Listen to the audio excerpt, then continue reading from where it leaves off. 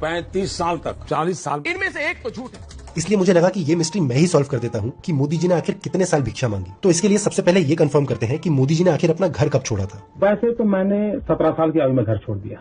Okay, तो मोदी जी ने 17 साल की उम्र में घर छोड़ा था, मतलब 1967 में, और फिर वो 2001 में गुजरात के चीफ मिनिस्टर बन गए थे। तो 1967 से 2001 के बीच में होते हैं 34 साल। मतलब कोई उनको 51 तक हेलो बोला उसका रिकॉर्ड नहीं है। दोनों क्लेम तो डेफिनेटली झूठे हैं। प्लस ये कैसी भिक्षा मांगने वाली फकीरी थी जहां मोदी जी इसी पीरियड में दबा दबा के फॉरेन ट्रिप्स मार रहे थे। अरे हम तो फकीर आदमी हैं, झोला लेके चल पड़ेंगे जी।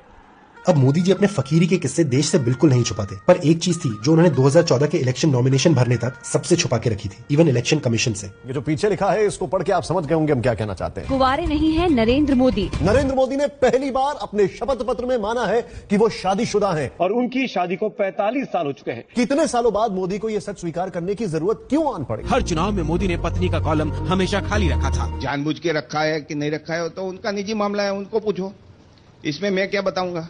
आप इस सवाल का जवाब नरेंद्र भाई से ही लीजिए। अब नरेंद्र भाई के भाई की ये सलाह तो मीडिया ने कभी नहीं मानी, और इसलिए मोदी जी से डायरेक्टली सवाल का जवाब कभी नहीं मांगा गया कि उन्होंने 4 बार गुजरात का इलेक्शन लड़ते वक्त कभी नॉमिनेशन फॉर्म में अपनी शादी डिक्लेयर क्यों नहीं की। पर 2014 में फाइनली मोदी जी के इस रेवलेशन के बाद सभी के मन में एक सवाल आया कि आखिर कहां है मोदी का ससुराल।